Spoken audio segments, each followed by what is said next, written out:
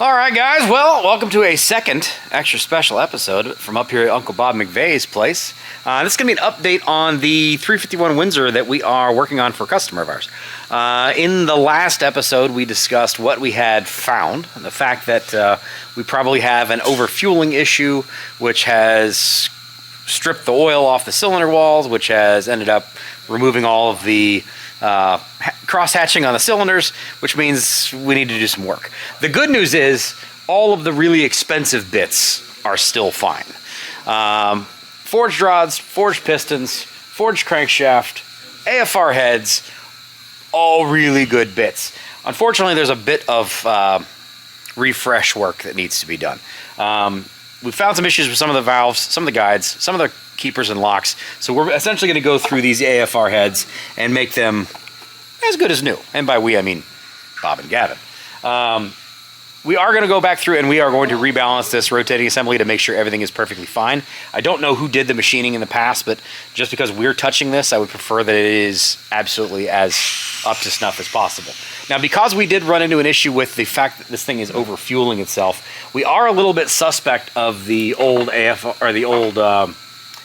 EFI system that's on this thing. Not saying that that's the problem, because this is also something that runs on old school tuning stuff. So whether or not it's an issue with the intake system, or the fuel system, the tuning system, who knows exactly where that problem is. But in order to take the entire guesswork out of all of that, because what we don't want to do is put all of this work into getting this thing done and then put a system on that we know has a good chance to have ruined the previous build. It's not smart. So we are going to be upgrading the EFI system that's on this to something into the modern world. Typically speaking, when you're in the 80s tech, we want to either go forward or backwards. You're either going to go to something like a carbureted setup, which is like what I did on my 351 Windsor, which actually just came off the dyno with that intake manifold. This guy right here. You go backwards. I don't want to use the old school 80s, 90s EFI system. I want to go backwards. So I went to an EFI, or to a carbureted system on this, but this is going to be hot rod style. This is going to be in my 1988 Ford LTD. It's going to be a cruiser, hot rod, bruiser kind of thing. Not a lot of turning involved in that.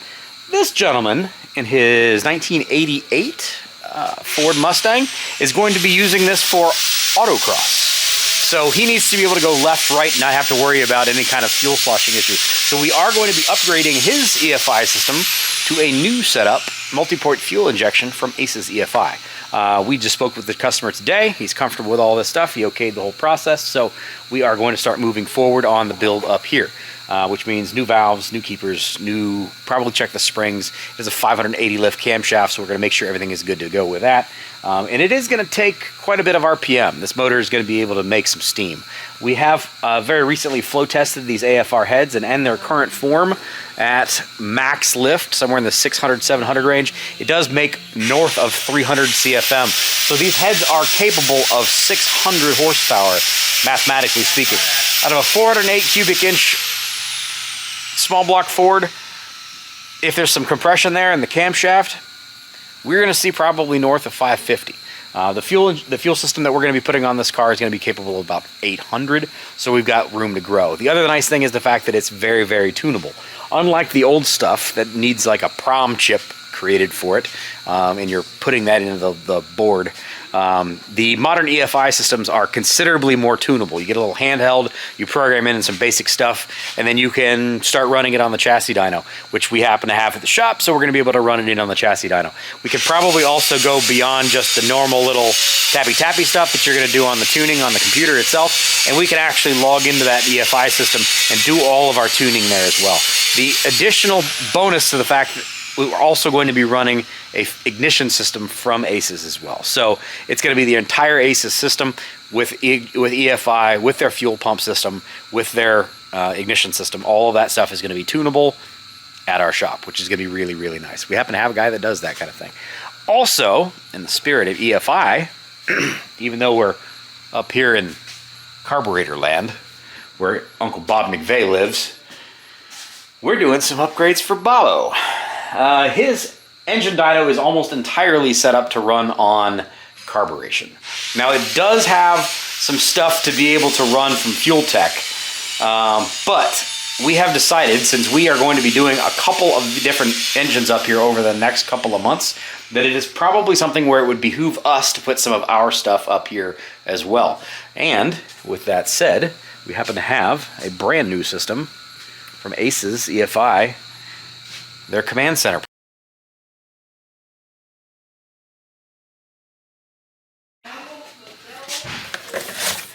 All right, here is the new command center. And if that looks familiar, it should. If you've paid any attention to some of my projects that we have shown off on here, my AMC AMX, my 1979 AMX, runs an early edition of one of these guys on my ACES EFI throttle body injection system. The neat thing with this little guy is instead of having to replace your entire system, this essentially is designed to take like a mechanical fuel pump, which is going to have 7 or 8, 9 psi. It feeds this as like a surge tank, and then this will boost that with a pump that's in it for the amount of fuel pressure that you need to run for EFI. Also, it has boost referencing, so if you happen to have something where you're going to be running boost, you can run a reference line to this, and it will continually scale the amount of fuel pressure with actual pressure. So generally speaking, like if you're running 8 pounds of absolute pressure, of air pressure, of boost, you're going to bump your fuel pressure up 8 pounds right along with that, scale that. And this has the ability to reference that. So it's going to have the ability to do essentially everything we really want it to do. And it doesn't require a massive amount of change to his dyno setup. Bob already has a fuel tank that's over here in the corner on the other side of this wall with a fuel pump in it. And it feeds down here. You can see the fuel pump set up and filters, and then it comes all the way up here to this guy. What we're going to be able to do is just essentially, when we need it, plumb in that command center and just set it up here and use this normal feed that's already plumbed and ready to rock and roll, feed that command center, and from the command center to the EFI system. Really, really, really handy little upgrade.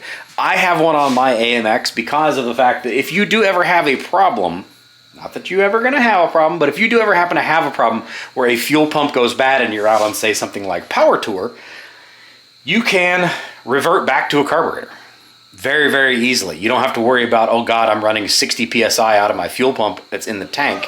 Now I got to figure out how to step it down from 60 psi to 8 or 7. This is something you could just take this out of the loop, plumb it back to being hard pumped off the fuel pump, and then put a carburetor on it, rock and roll. So this is a very, very easy solution for being able to add EFI functionality inside of this. It's going to work through the handheld. It's very, very simple to do. We've done them several times on our vehicles. We have one on the Cuda we did. We have one on my AMX. We have other vehicles that are coming we're also going to be doing these things up with. It's one of the best ways to be able to do an EFI conversion for a modern hot rod. And the fact that it's a surge tank, it's a contained unit, so it'll handle like a gallon of fuel essentially. So one pole is not going to eat up that entire fuel system. And it's 800 horsepower capable, so should be good for most everything we're going to be doing in here. If Bob maybe gets into the world of doing some boosty stuff in the dyno session, which I believe is probably in the works, we may have to work on something, maybe doubling one of those, and being able to run something like 1600 horsepower in here, which would be really cool if we would do that. But cool little upgrade that's going to be available. The timetable on this is going to be a little bit up in the air at the moment. We've got to get some parts ordered. We just spoke with a customer earlier today, so Bob's going to handle all the parts ordering and get that all stuff coming up here. And then we're going to go through those heads. We're going to go through everything else, make sure everything is happy, healthy, no big deal. And then it'll end up on that chassis dyno in there, do the break-in process. We are going to run it on my dual plane intake manifold off of my 351 Windsor that's sitting back over there in the corner. And we are also going to probably run it on my other intake manifold, which happens to be sitting in here, which is a Jegs single plane unit designed for a whole lot more RPM. And we're going to bolt just a factory 750 or a ATM 750 on this thing, just to break it in and make sure we know exactly what we got, make sure there's no leaks or any other issues that present themselves, because if we're going to fix these things, we would prefer to fix them in the machine shop or on that dyno versus when it's sitting in between the fenders of that hot rod. Ideally, that's the goal. That's the reason we spend the extra time, money, and energy to do this stuff. And fortunately, Bob is willing to let us do this to make sure that everything is perfect before we set it in the rails, because you really don't want to find issues once you've already installed the motor.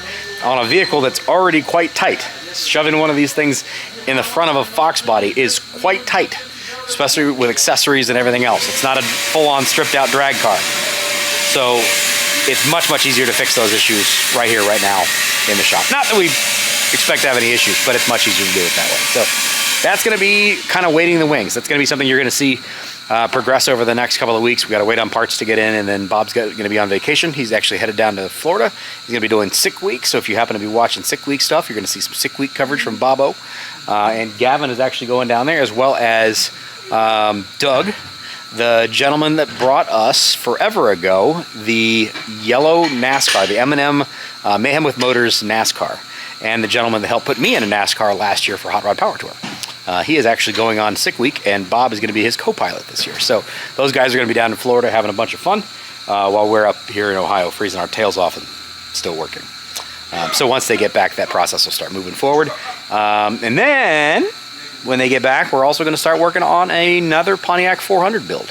The gentleman that we just finished off that 1967 Pontiac GTO for, he will be dropping off a 1967 400 donor motor that we're going to use as a basic kind of an OEM plus build to make sure he's got a nice fresh 400 Pontiac for his enjoyment. And we're going to get that thing moving forward when Bob gets back up here too. So lots and lots of stuff coming in the very near future from us and Uncle Bob McVay. If you're not following Uncle Bob McVay somehow, Uncle Bob McVay Motorsports here on YouTube now.